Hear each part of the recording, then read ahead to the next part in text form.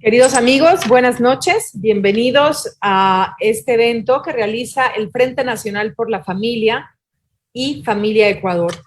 El día de hoy tenemos un invitado estrella que nos hace el honor de acompañarnos y de iluminar todas nuestras inquietudes con estos temas que nos causan un poco de confusión. Su nombre es Pablo Muñoz Izurieta, y voy a leer su perfil profesional.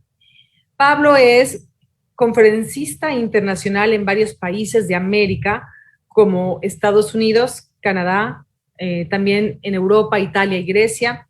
Es autor del libro Atrapado en el cuerpo equivocado, que lo hizo en el año 2019, y muchas otras publicaciones desde el año 2009.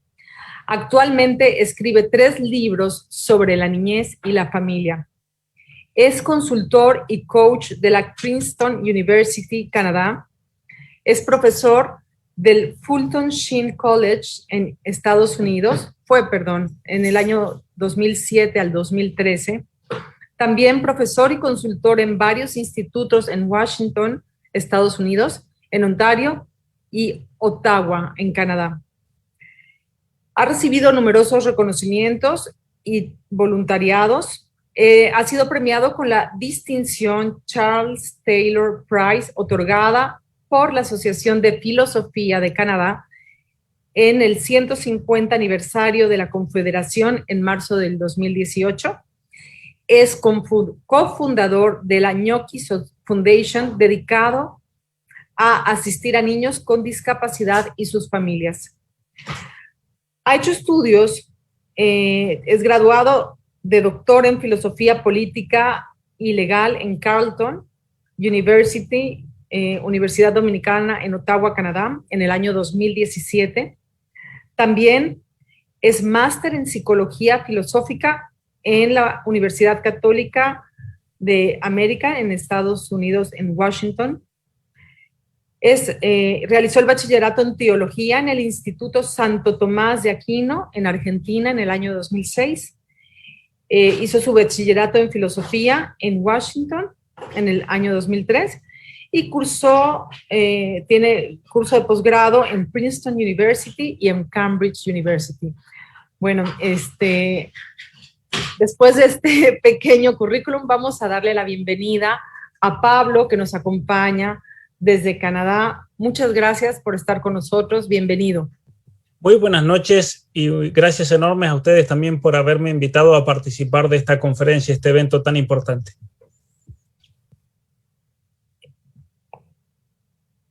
También estarán con nosotros, acompañándonos hoy, Marta Villafuerte, que nos hablará sobre temas de interés respecto al Código de la Niñez y la Adolescencia que está tramitando la Asamblea Nacional en estos momentos, y tenemos un panel para discutir de profesionales que más tarde serán presentados. Pablo, ¿qué nos puedes decir sobre las diversas orientaciones sexuales? ¿Cómo hablar con nuestros hijos sobre estos temas? Bueno, lo primero que hay que tener en cuenta, y yo le agradezco a Pablo Moisan también que me pasó material al respecto del Código Orgánico de Protección de Niños, Niñas y Adolescentes. Y hay algunos puntos gravísimos, yo me quiero especificar solamente en uno de ellos, con respecto a menores de edad transgénero, como se los llama en ese documento. Y varios de los artículos de este Código Orgánico del Ecuador lo que pretende hacer es una movida ideológica que ya ha tenido lugar en países como Canadá, como España, como la Argentina, algunos estados en los Estados Unidos, y es lo siguiente.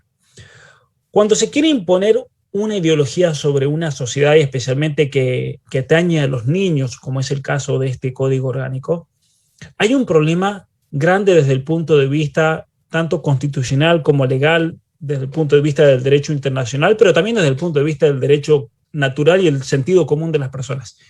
Y son los padres. Uno no puede pretender ir y hacer con un niño lo que uno quiera, como vamos a ver, grandes aberraciones y violaciones de los derechos humanos, sin pretender que esos padres vayan a defenderlo y hacer algo por ellos. Entonces, el primer obstáculo que se encuentra en estos ideólogos es la autoridad de los padres sobre los hijos. Y fijémonos cómo esto es un mecanismo que trabaja siempre en cualquier violación de los derechos del niño. Pensemos el caso extremo de un violador, por ejemplo, un abusador de menores.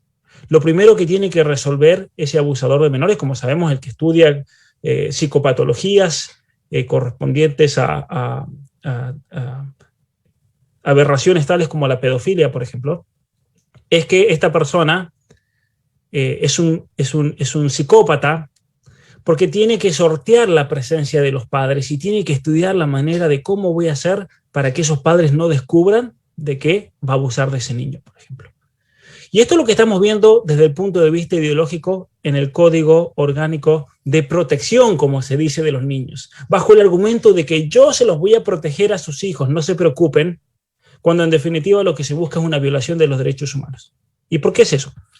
Porque la manera que han encontrado para deshacerse de los padres, y ese es el caso de Canadá, es inventar que el niño tiene supuestos derechos y que es el Estado el que se los debe garantizar, no por medio de los padres o no porque los padres sean los que deben velar en primer lugar por los derechos de los hijos, como es en realidad, sino porque es el Estado, dicen ellos, estos organismos de ONG, de derechos humanos, es el Estado quien debe velar por esos niños, incluso contra la autoridad y el derecho de sus padres. Y entonces se han erigido supuestas identidades de género, por eso ahora, hoy en día se hablan de una infinitud de géneros. Aquí en Canadá, de hecho, ya hay ideólogos que proponen que el número de los géneros no debe ser ni 100 ni 112, como se dice, como salió en un documento hace tiempo de una de las secretarías de las Naciones Unidas, sino que el número de géneros debe ser infinito, que la persona ya no es una persona humana, porque decir persona hace referencia a una constitución única y real en el ser de cada uno de nosotros. Ellos niegan todo eso. Ellos niegan de que nosotros seamos incluso seres humanos. La naturaleza humana para estos ideólogos no existe, sino que cada uno debe, en un proceso como si fuese una especie de evolución, debe constituirse por sus sentimientos, por su autopercepción, en lo que quiera. Y es el Estado el que debe garantizar que el niño tenga la libertad de autoconstituirse y de autopercibirse como quiera, incluso contra sus propios padres.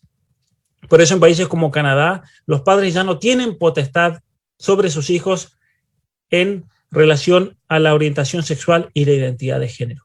Y para eso en Canadá, porque tampoco es fácil imponer una ideología tal en la población, cuando hay algo tan fuerte y tan real como es la experiencia propia de cada uno de ser seres humanos.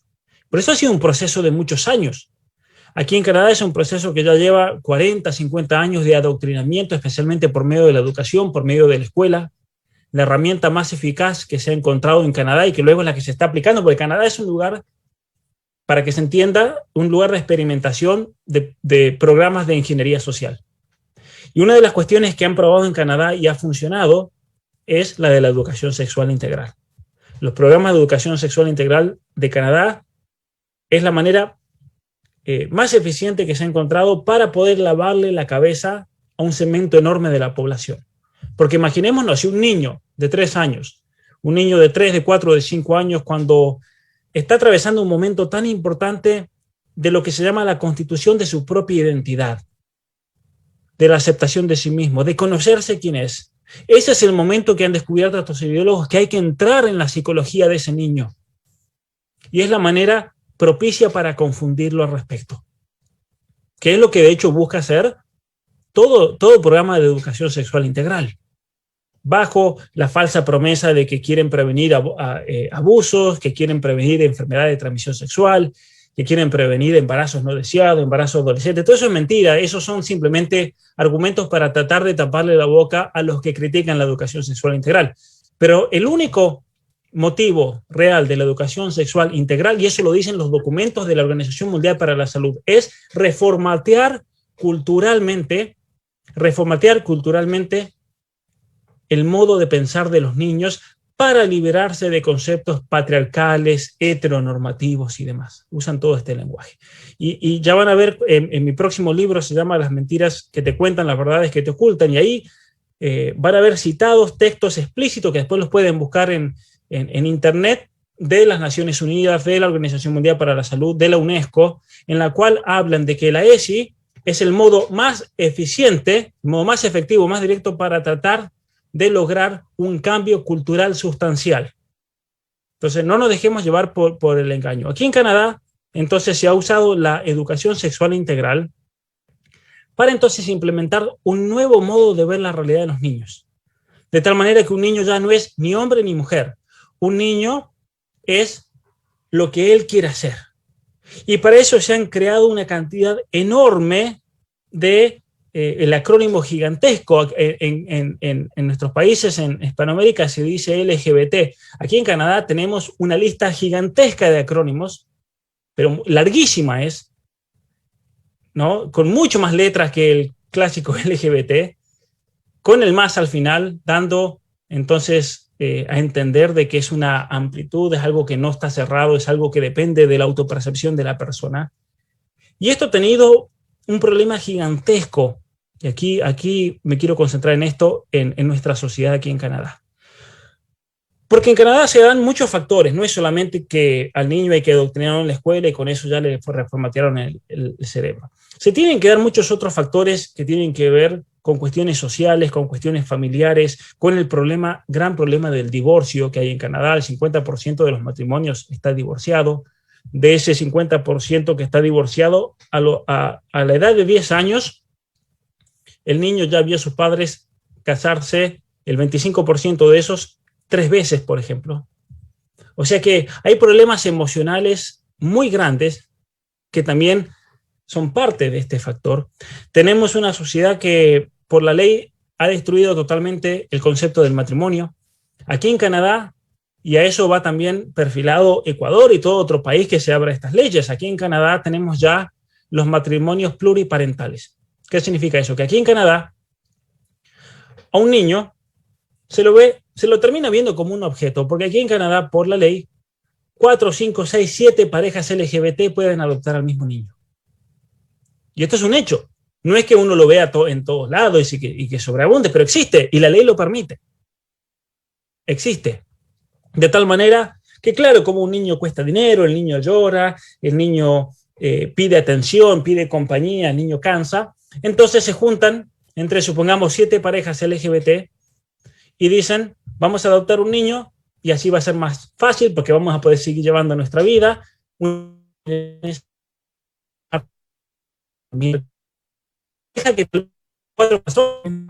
también tenemos esas combinaciones.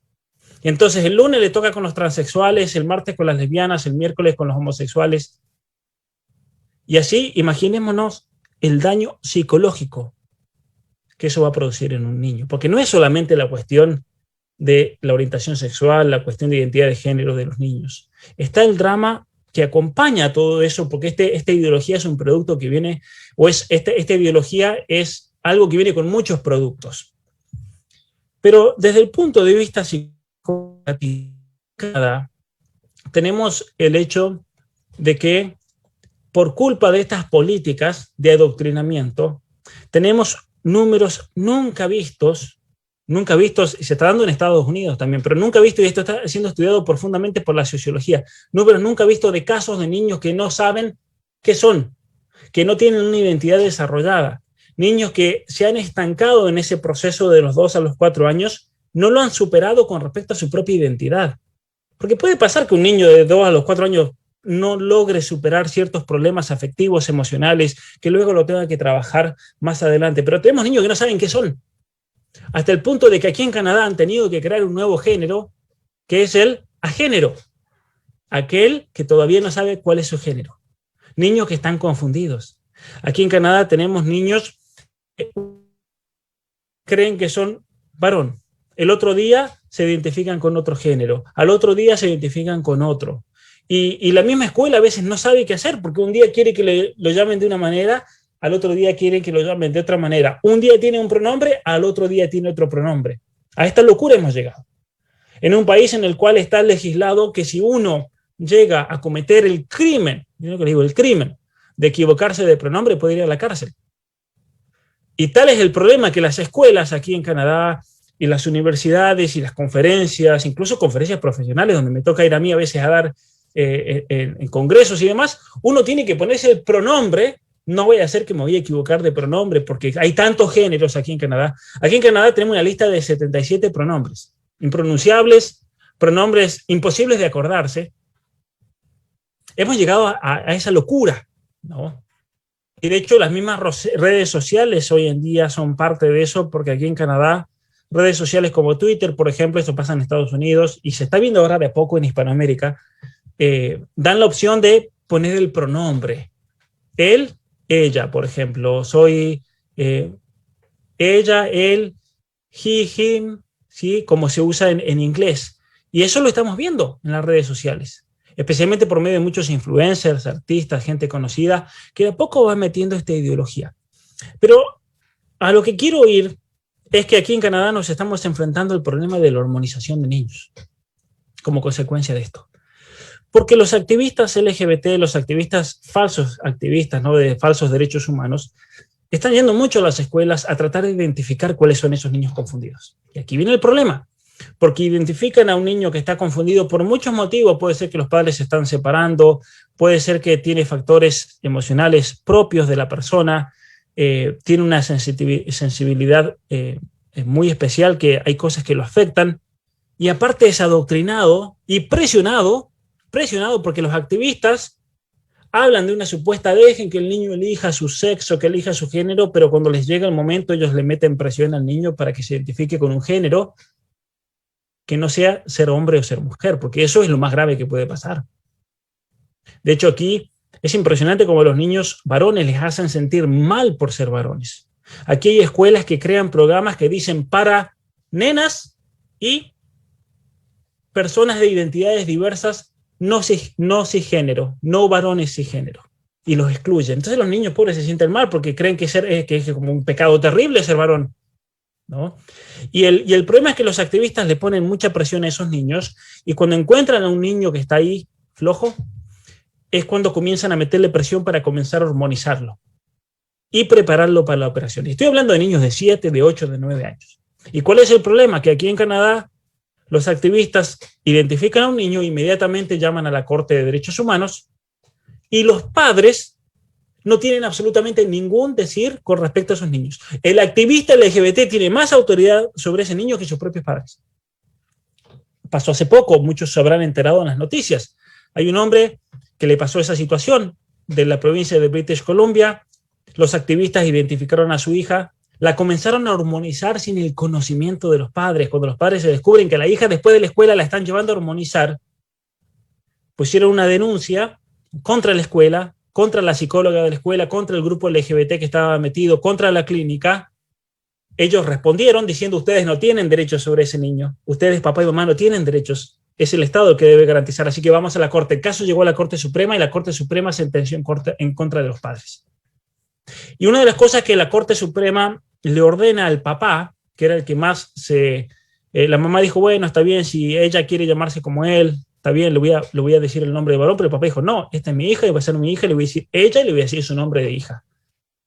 Y salió en las noticias, esto fue en el año 2019 que la Corte Suprema sentenció contra el padre, salió en las noticias que hace 2 semanas ese padre fue arrestado por no cumplir.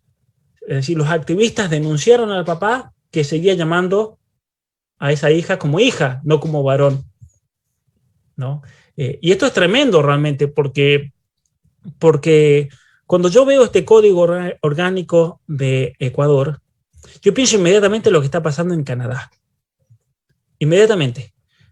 ¿Y cómo se los puedo ejemplificar? Aquí en Canadá nosotros estamos viendo el final de una historia.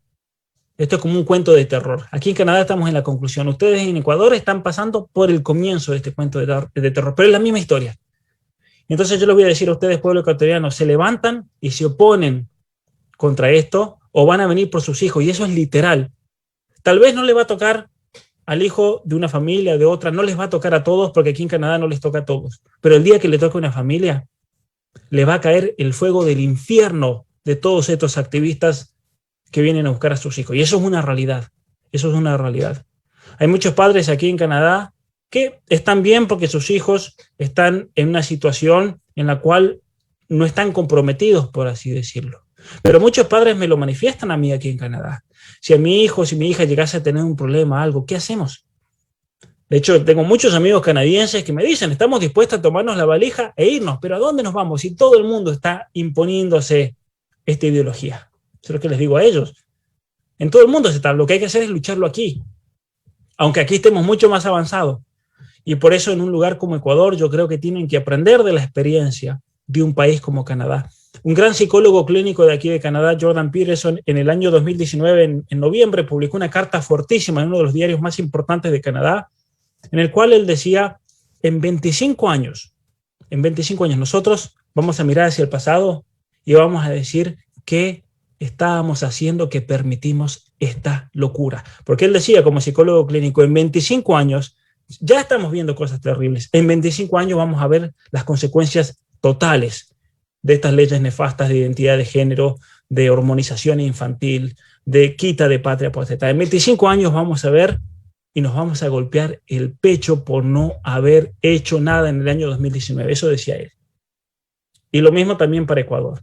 Así que muchas gracias por la invitación y obviamente que cuenten con todo mi apoyo, cuenten con lo que pueda ayudarlos, porque realmente todas estas leyes perversas lo único que buscan es, con la excusa de los derechos humanos, quitarle la autoridad a los padres para ser ellos los activistas, las farmacéuticas, las compañías que hacen hormonización, las que hacen operaciones, para ellos decir nosotros decidimos sobre sus hijos.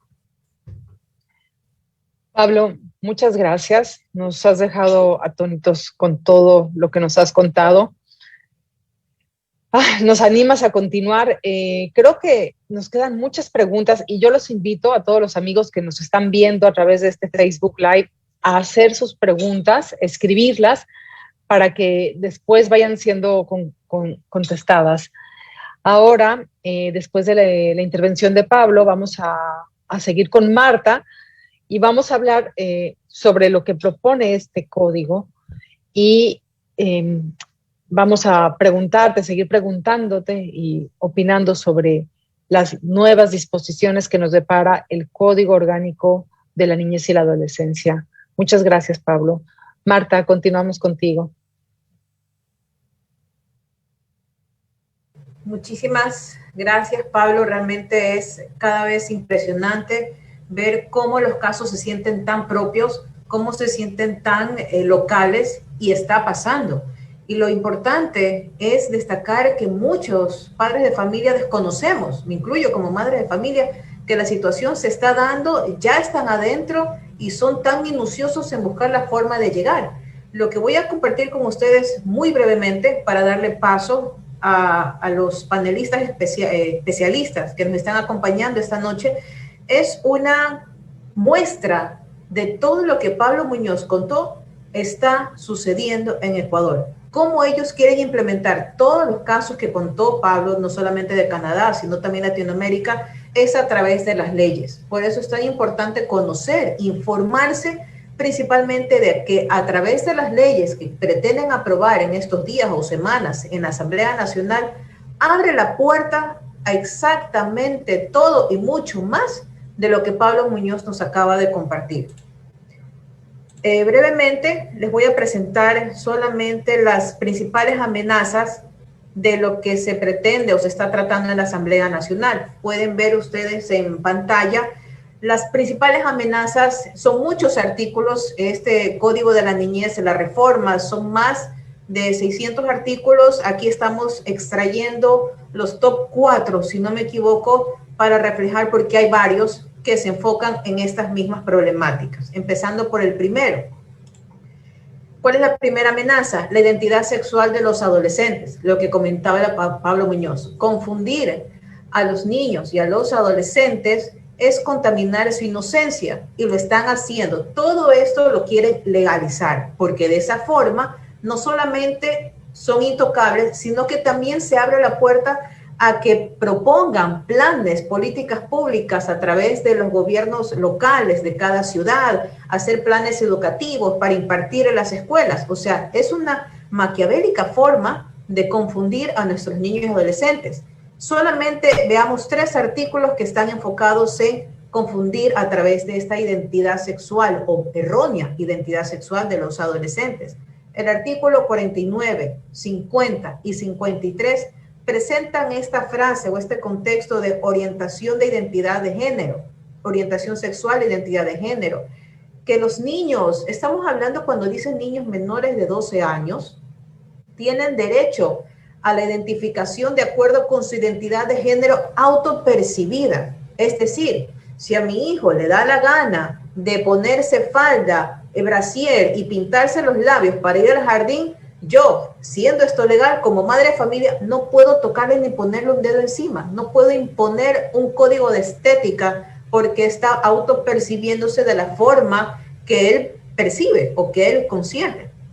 El artículo 53 menciona nuevamente la palabra autodeterminarse y que se prohíbe a cualquier acto u omisión que tienda a imponer un patrón estético único y o excluyente que atente contra su libre desarrollo. Están limitándonos a los padres de familia, atándonos de manos y quitándonos el derecho de escoger u orientar correctamente al desarrollo, crecimiento emocional y psicológico de nuestros hijos. Los panelistas van a profundizar mejor las inquietudes que tengan. Otra amenaza, la adopción entre parejas del mismo sexo. ¿Qué pasa aquí? Permitir que parejas del mismo sexo adopten es negarle al menor su derecho a tener padre y madre. Recordemos que no existe el derecho a adoptar. Lo que existe es el derecho del menor a pertenecer a un hogar con una correcta figura paterna y una figura materna. Que se limite o se quite este derecho del menor, del niño menor de 18 años, a crecer dentro de un hogar o recibir un seno familiar con una figura de mamá y papá, se está limitando mediante esta apertura que sería legal, quitando la figura o ese derecho principal y fundamental de una infancia completa, por así decirlo. Otra principal amenaza, y este artículo se ve reflejado en el Código de la Niñez o la reforma al Código de la Niñez, cambiando la sintaxis del artículo 199.3. Las parejas constituidas por matrimonio o unión de hecho legalmente reconocidas ante la o el juez, ya la redacción notamos que ya tiene sesgo ideológico, la o el notario, así como las personas solas tienen igualdad de derechos y obligaciones sobre la adopción. Quitan palabras que ya existían anteriormente y da puerta abierta a una interpretación subjetiva. Otra amenaza que se ve es la reforma que aprueba el aborto. Se instaura el aborto como derecho de niñas y adolescentes por cualquier motivo hasta el 9º mes. Esto no solamente se mete dentro del Código de la Niñez, sino que también dispone o impone, sería la palabra correcta, una reforma al Código Penal. Mismo Código Penal que en el año 2019, el 17 de septiembre para ser exactos, dijimos o defendimos frente a la Asamblea Nacional la defensa de la vida. Le dijimos no al aborto y a través de esta intención de reformar el artículo 150 se impidió la legalización del aborto. Pero vuelven a intentar a través del Código de la Niñez imponer una reforma al artículo 150 del Código Penal. Y no solamente este artículo del Código de la Niñez, tenemos otros artículos como el 4, el 6, el 75 y el 487. El cuarto y sexto artículo de esta reforma desconoce o invisibiliza al niño por nacer como sujeto de protección. Lo borra del mapa, así de simple. Y al borrarlo del mapa, prácticamente me lavo las manos y me libero de responsabilidad estatal o gubernamental de corresponder, proteger y defender a esa vida que está por nacer. Entonces, esta reforma promueve el aborto, lo legaliza, prácticamente le abre todas las puertas para varias prácticas del aborto a través del Código de la Niñez. Y es así, solamente para darle paso a los especialistas que pueden profundizar, vamos a dejar el link en las plataformas de Facebook de Frente Nacional por la Familia y Familia Ecuador, el código para que lo puedan leer. Hay otro documento también donde está el extracto de los artículos principales para que puedan conocer más detalles y más artículos que están amenazando a la vida y la familia en nuestro país. Y esto, señores, se está debatiendo actualmente en la Asamblea Nacional. están en sesión. En la semana pasada se retomó la sesión y están en los próximos días por retomar la sesión y una posible votación. Necesitamos, ¿qué podemos hacer? Ya Tania y Pablo Moisán nos van a comentar en breves minutos qué podemos hacer. Muchísimas gracias.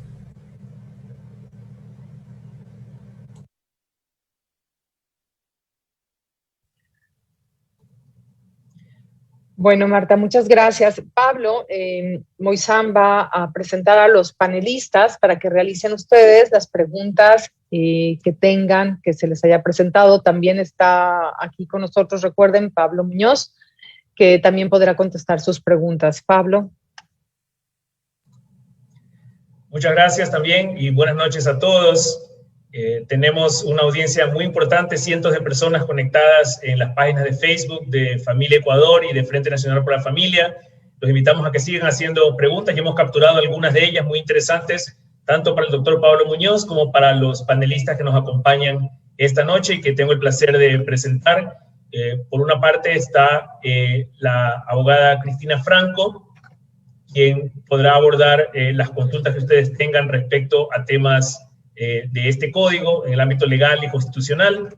También nos acompaña esta noche la doctora Karina Sáenz de Viteri, psicóloga que podrá darnos luces sobre todo sobre cómo manejar en el ámbito familiar, los padres de familia, estos temas tan sensibles con nuestros hijos que, como Pablo Muñoz nos explicaba, el Estado está tratando de intervenir de una forma maliciosa en la intimidad y el derecho de los padres a guiar a sus hijos.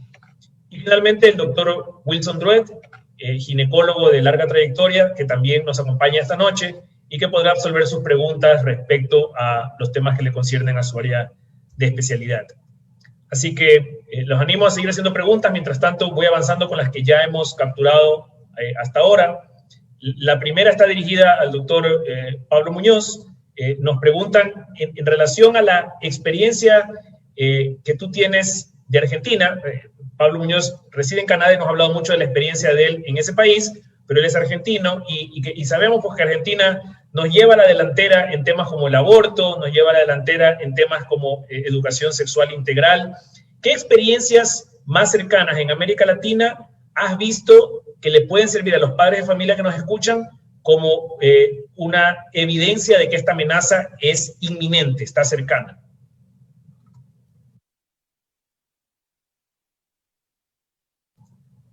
Estás en mute, Pablo. El caso de Argentina ciertamente que puede ser ejemplar, o un mal ejemplo, pero es ejemplar para estar atentos a qué cosas podrían ocurrir en el resto del continente.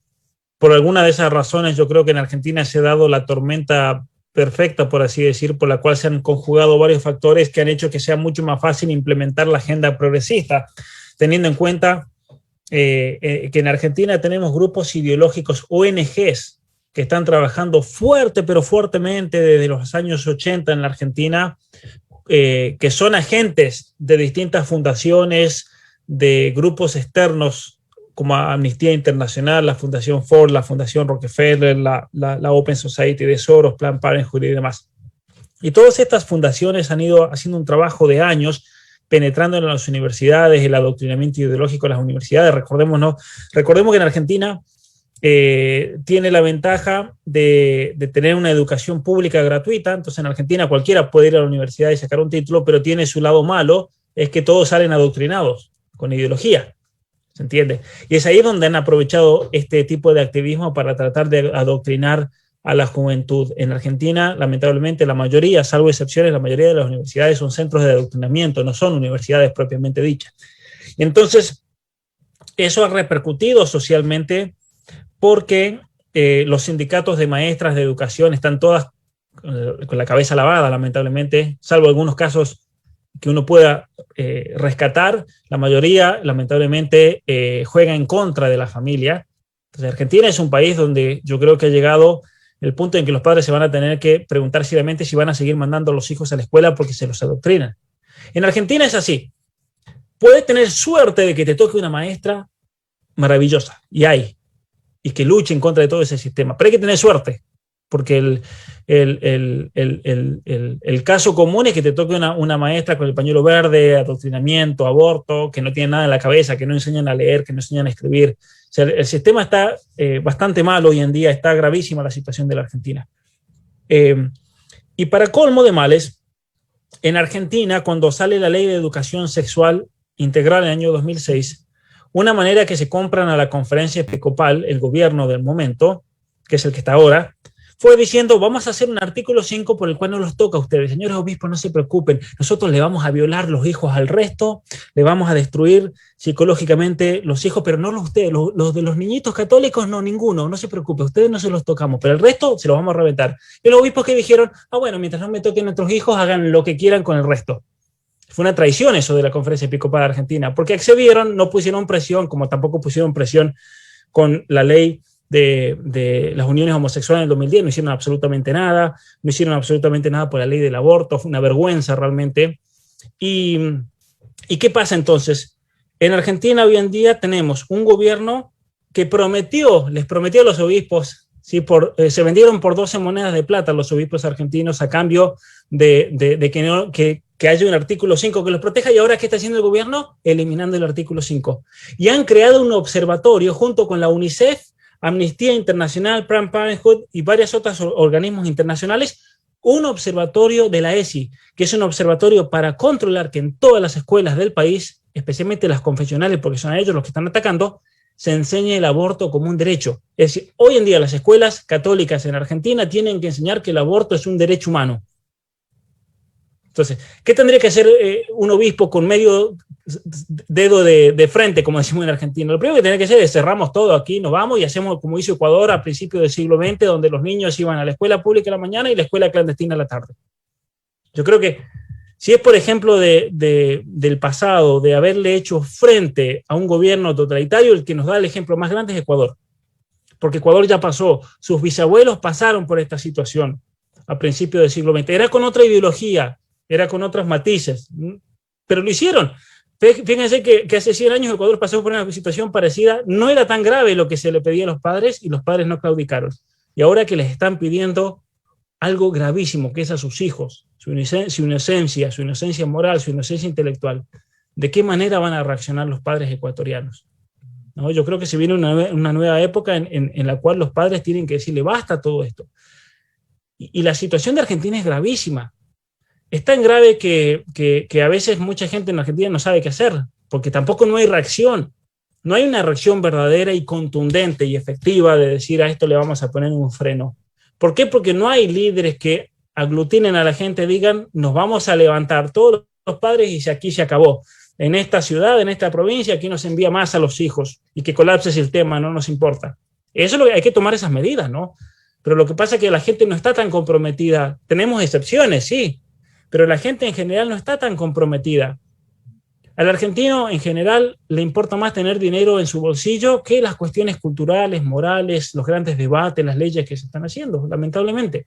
Bueno, y en todos los países, ¿no? Creo que la realidad de América Latina es esa, y la crisis económica que ha golpeado particularmente a las familias deja en este estado de vulnerabilidad. De hecho, te agradezco porque abordaste un tema que nos acaban de preguntar también. ¿Qué hacemos como padres de familia cuando los mismos profesores de los colegios, de las universidades, están ideologizados, son parte de este sistema que adoctrina a nuestros hijos? Y tú nos has dado ahí algunas pistas, pero ciertamente es un problema que a los padres les preocupa mucho. Y quiero aprovechar para invitar a la audiencia que nos escucha.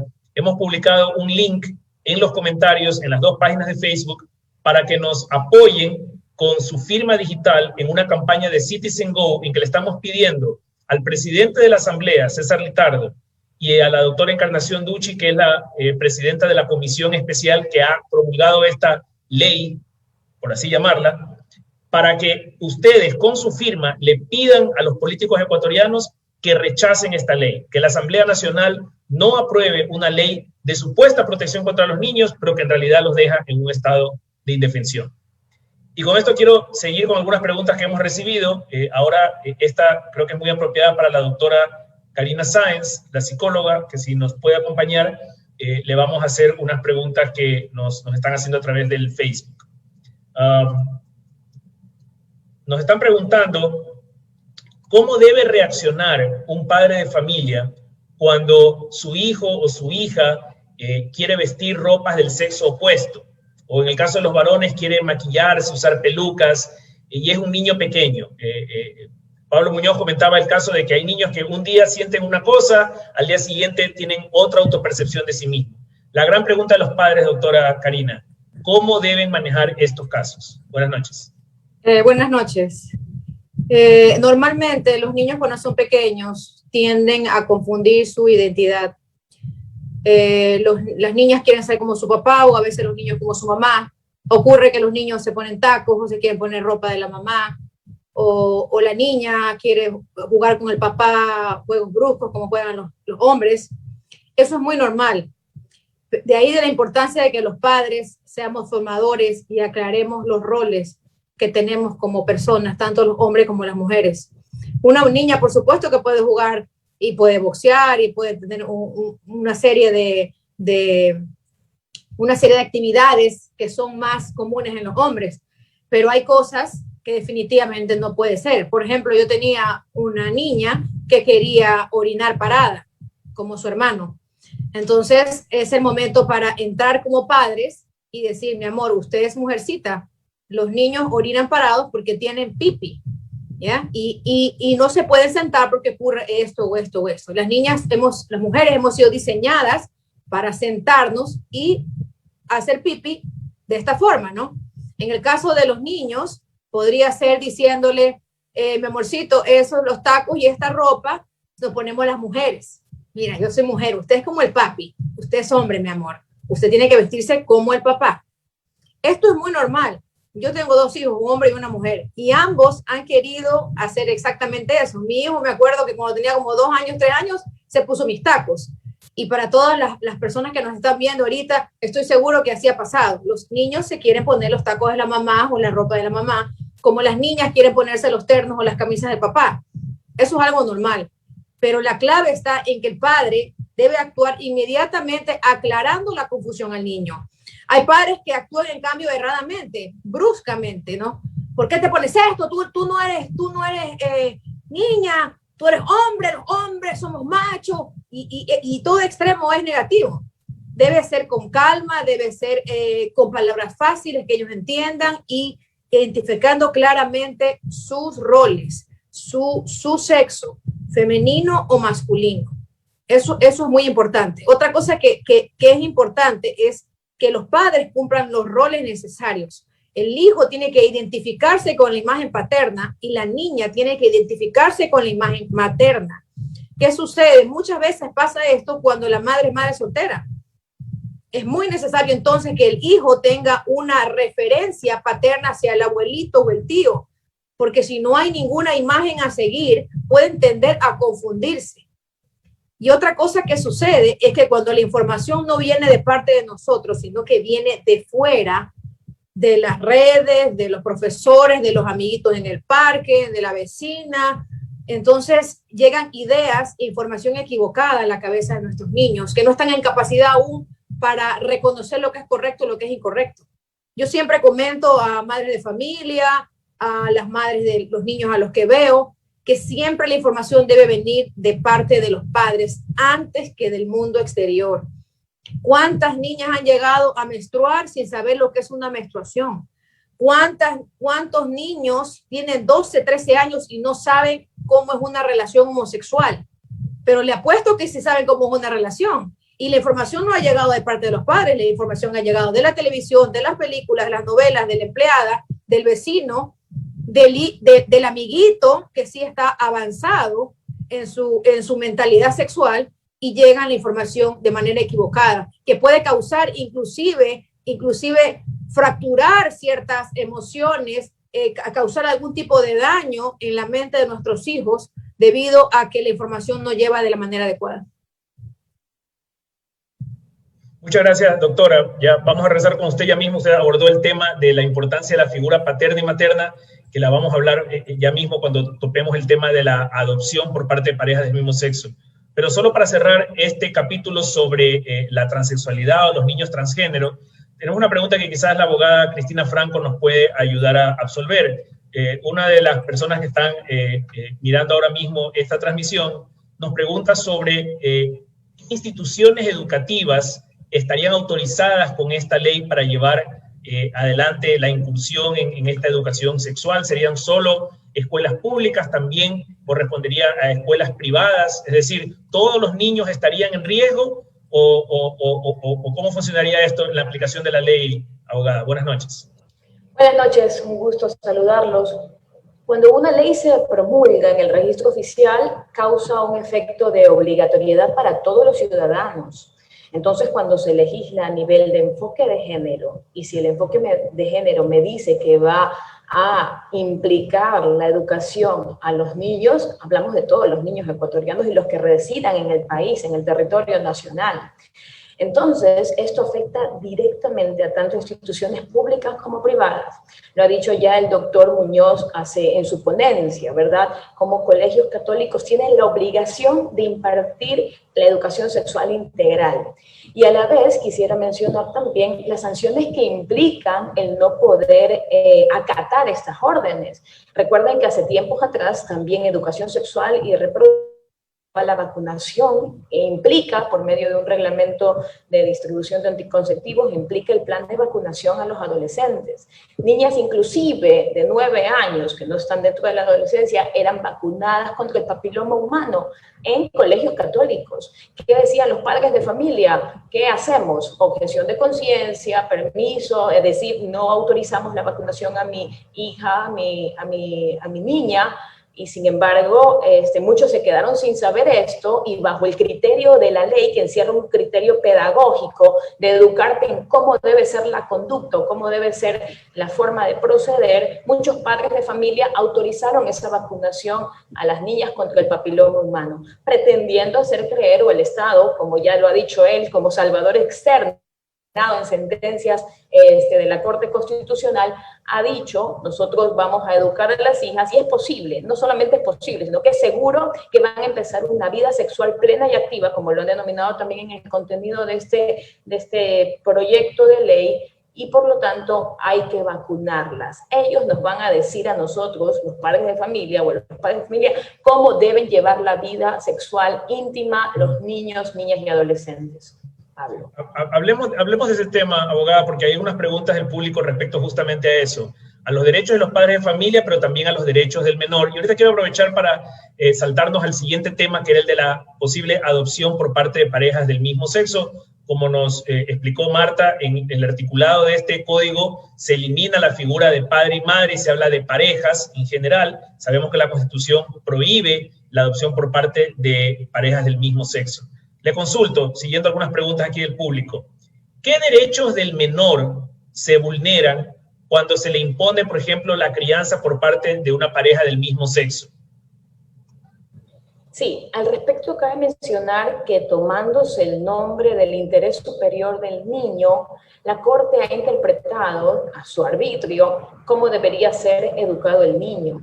Y ha dicho que tiene un derecho fundamental, porque lo ha consagrado la Constitución del 2008, el derecho a tener una familia. El Código de la Niñez, ahora este Código Orgánico de Protección Integral, te dice que tiene derecho a diversos tipos de familia. Entonces, esta misma Corte se ha encargado de decir que va a ser necesario para el desarrollo integral del niño que tenga efectivamente derechos, las familias diversas tengan niño. ¿Qué derechos se vulneran aquí? El niño tiene el derecho a tener un padre y una madre. Así lo determina el Código de la Niñez vigente. Tendrán acceso a la adopción los sujetos adoptantes, quienes son padre y madre, ¿verdad? Una familia heterosexual, lo determina el Código. Pero ahora, con este proyecto, se da inclusive a familias de diversos tipos. Y si vamos a interpretar, como está sucediendo en derecho comparado en Canadá, las familias pluriparentales también podrían encajarse aquí, porque ahorita solo se nos habla de familias LGBTI, pero podemos interpretarlo. ¿Por qué? Porque la Corte ha tomado este arbitrio y se ha tomado esta facultad, extralimitándose obviamente de sus competencias, diciendo que es un derecho de los adultos tener un niño y no un derecho de los niños a tener un padre y una madre. ¿Por qué? Porque efectivamente, ya lo dice la psicología, lo dicen también análisis, todo lo que implica el referente paterno y el referente materno en la educación integral del niño, Pablo. Muchas gracias, abogada. Y quiero aprovechar este tema para regresar con la doctora Karina Sáenz, porque también nos están preguntando en este tema de la adopción por parte de parejas del mismo sexo. Usted hablaba del aporte de la figura masculina y femenina en el desarrollo psicoafectivo, emocional del niño. ¿Nos puede comentar un poco más sobre esto y en particular si no es suficiente, dicen algunos, darle un hogar lleno de amor y afecto? ¿Por qué es importante que el niño tenga papá y mamá? El niño hombre debe identificarse con una imagen de hombre y la niña mujer debe identificarse con una imagen de mujer. Es básico para su futuro desarrollo en base a su identidad con la que nació, porque hoy día es tan confuso para los chicos, para los niños, por tanta información que llega a través de las redes, de las películas. Ahora hasta las películas infantiles hablan de la homosexualidad, se ven relaciones homosexuales en las series infantiles, en las películas infantiles, que los niños tienen un shampoo en la cabeza. Entonces, el rol de los padres es 100% básico en la identidad sexual de un hijo. O sea, es ineludible e irrefutable.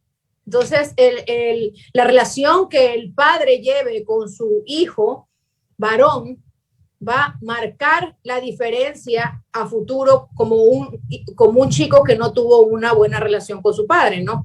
Sí, cuando uno analiza estos casos de homosexualismo, en un gran porcentaje, yo diría un 70% de los casos, el chico homosexual o la chica homosexual han tenido una ausencia, en el caso de la mujer, materna, porque a veces la madre está, pero no está.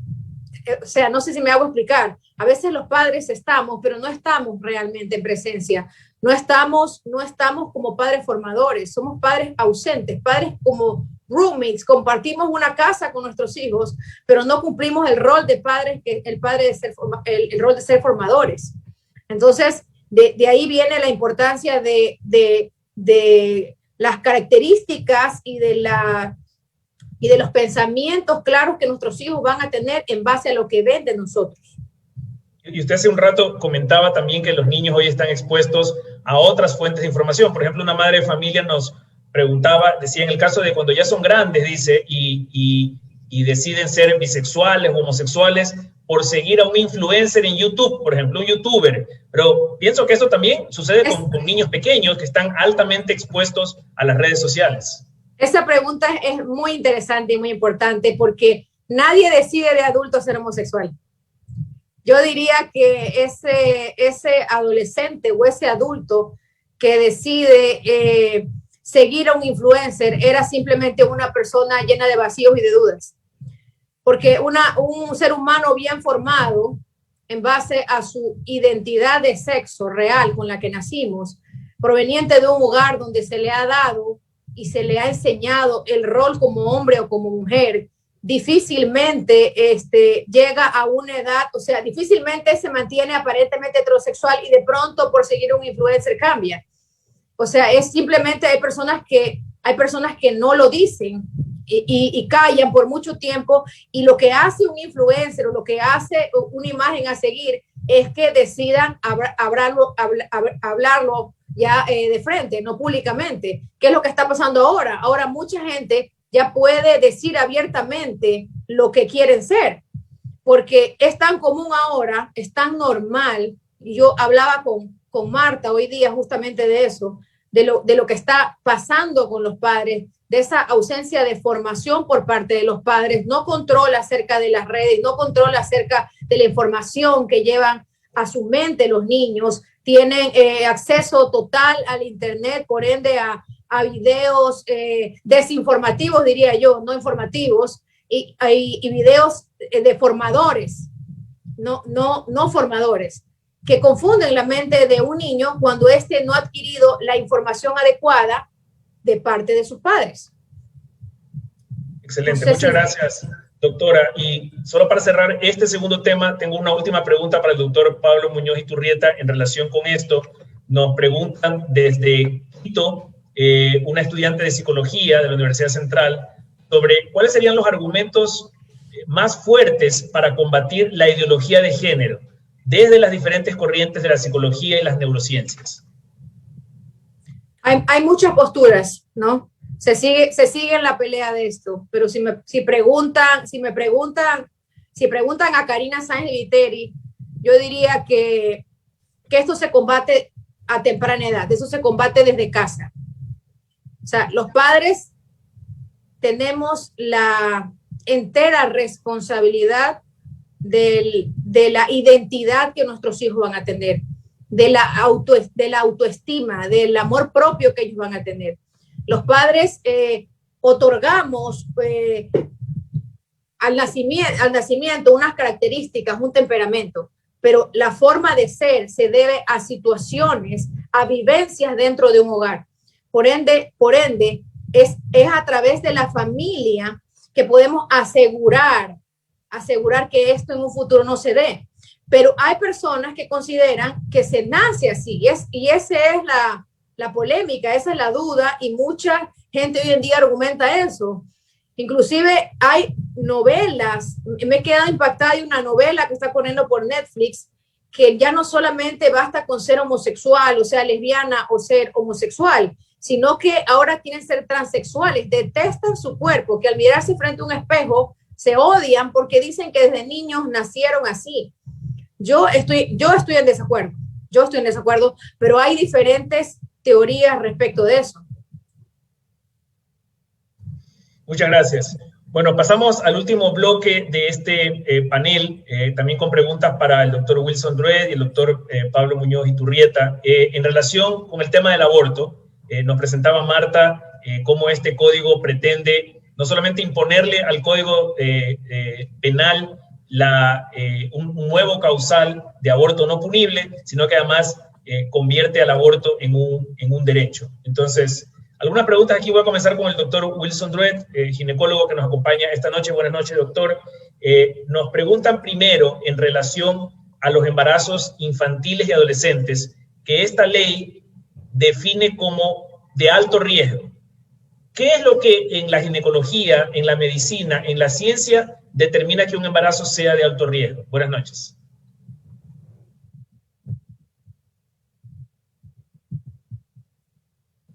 No lo escuchamos. A ver, ¿ahí estamos? Sí. Ok, listo. Bueno, básicamente en la consulta externa es lo que más me llama la atención, que muchas madres de familia llevan a su hija, una chica de 14, 15 años, y la llevan porque pues la niña ya está con el enamorado, y que yo le recete un anticonceptivo para la hija. Y bueno, yo le digo, mire señora, el mejor anticonceptivo es usted como madre, porque usted es la que tiene que cuidar de sus hijos. Porque pues usted es la que le ha dado, podríamos decirle, un libre albedrío a su hija para que disponga con su cuerpo desde antes de cumplir la mayoría de edad. Entonces desde ahí parte todo, ¿no? Desde ahí parte todo. Ahora, escuchando a los demás panelistas, me parece muy interesante lo que ellos han hablado, el rol de la familia, el rol de los padres, porque bueno, vamos al caso de una niña adolescente, porque para mí es una niña, una mujer hecha y derecha, una mujer que no solamente físicamente lo puede demostrar, ¿no?, a través del crecimiento de los caracteres sexuales, sino estamos hablando de una mujer ya bien formada en valores, con un criterio bien formado. Una niña de 15, 16 años no puede tener todavía un criterio formado como para decidir, ¿sabes qué? Bueno, estoy embarazada y bueno, de aquí en 2 años me voy a comprar una casa, me voy a comprar un carro, porque para comenzar ningún banco te va a dar crédito para que una niña tenga una casa, un carro para que pueda vivir. O sea, es una niña, ¿sí me entiendes? Entonces, partiendo desde ese punto, un embarazo de alto riesgo efectivamente se da en un adolescente, porque aquí existe como una especie de pelea en quién crece más rápido. Porque acuérdense que estamos hablando de una adolescente, es decir, un ser humano que está en proceso de crecimiento y desarrollo. un adolescente, en este caso una mujer, están creciéndole los huesitos, ¿ya? Le están creciéndole las mamas, ¿sí? Están creciéndole los vellitos. Entonces, y disculpen que me refiera así para que me entienda el público, ¿no? Porque si yo les hablo de telarquia, les hablo de menarquia, van a decir, ¿eso con qué se come? Así que les estoy hablando para que yo sé que ustedes son personas, pues, muchísimo más inteligentes que yo, pero les estoy hablando con palabritas para que me entienda el público en sí, ¿no? Entonces, un adolescente está en un proceso de crecimiento y desarrollo en su cuerpo. Ahora, dentro de su cuerpo hay otro ser humano que también está en un proceso de crecimiento y desarrollo. Estamos hablando de un embrión, ¿sí? Que luego se va a convertir en un feto. Entonces, aquí existe una especie de pelea que genera un gasto calórico, un gasto de reservas de energía. Entonces, vamos a tener, en breves rasgos, vamos a tener una adolescente embarazada con anemia, una adolescente embarazada que probablemente me vaya a necesitar una pinta de sangre en el momento del parto y que de hecho siempre pasa, o la mayoría de las veces, una pinta de sangre en la cesárea. ¿Por qué? Porque la embarazada no es que tenga de por sí la anemia como tal, es decir, es parte del embarazo, todas las embarazadas son anémicas, no. Estamos hablando de una niña adolescente que está embarazada y que necesita más consumo de lo que ingiere, porque parece que el bebito también está agarrando de lo que ella ingiere y pues también se le está llevando todo su gasto, ¿no? Su gasto energético, su gasto calórico. Entonces, bueno, obviamente eso sí es un riesgo para mí como ginecólogo, porque si yo tengo una adolescente embarazada, probablemente, sí, a pesar de que vaya al control y que yo le recete ácido fólico, y que yo le recete hierro, y que yo le recete vitamina C, es muy probable que esa niña, cuando ya esté por dar a luz, o en el posparto o poscesárea, requiera de, pues, una pinta de sangre, probablemente, ¿no? Por el justificativo que les acabé de decir. Es decir, existe una pelea entre el crecimiento de ella y el crecimiento del bebé dentro de ella. Entonces sí es un riesgo como tal. Ahora, también existen otros riesgos, pero que ya son de carácter genético, como son las implantaciones malas de la placenta. En la mayoría de los casos, niñas adolescentes embarazadas presentan placentas acretas, placenta previa, mala inserción placentaria, lo cual también me va a provocar un riesgo en el momento de la cesárea, sería en este caso, porque vamos a tener un útero que no se va a contraer adecuadamente y probablemente esa niña, habría que sacarle el útero, es decir, es un riesgo, ¿sí? Entonces, ahora... Y vamos a volver a hablar del tema de los riesgos y esa balanza que hay entre la salud y la vida de la niña o adolescente gestante y del niño por nacer. Pero quería aprovechar, porque usted mencionó un tema muy importante respecto a la intervención de los padres, ¿verdad? Quizás como primer método anticonceptivo, ¿verdad? Y que es un tema que ha permeado toda la discusión de esta noche, ¿no? ¿Cuál es el rol de los padres en la educación de nuestros hijos? Y el doctor Pablo Muñoz nos comentaba más temprano que de hecho la estrategia de los ideólogos es entrar a través de la educación para suplantar a los padres en ese rol de educar a los hijos. Tú has visto ahora, Pablo, que este código pretende, con el supuesto de la compasión, de que las niñas violadas o las niñas que sufren estos riesgos, de los que nos habla el doctor Druet, hay que aprobar el aborto. Este es el camino usual de la izquierda marxista que busca implantar el aborto en nuestros países. Este es el mismo guión que tú has visto en Canadá y en otras partes. Mira, no solamente es el camino de la izquierda marxista, es el camino de los globalistas, es el camino de las grandes corporaciones que están detrás del aborto, como Planned Parenthood, como las grandes ONG, como Amnistía Internacional y demás. ¿Cuál es el tema? Que el aborto es algo, desde todo punto de vista, es algo gravísimo, es algo inhumano, es algo que es muy difícil una persona, si realmente se pone a considerar lo va a aceptar. Incluso los mismos que promueven el aborto, una legisladora en Argentina, al momento de votar a favor del aborto, dijo, porque nadie quiere irse a hacerse un aborto, nadie celebra cuando va a hacerse un aborto. Y bueno, señora, ¿por qué vota por eso entonces? Si es algo que va a traer grandes consecuencias psicológicas y demás. En Argentina se legalizó el aborto, pero a la vez no se hace nada, pero a la vez en la ley se dice que se debe proveer de asistencia psicológica a las mujeres que se han hecho un aborto. ¿Y eso por qué es entonces? Si es un derecho de la mujer, ¿cómo puede ser que al ejercer un derecho le vamos a tener que traer un equipo de psicólogos para que la atiendan a la señora por ejercer sus derechos? Entonces hay una gran falsedad ahí.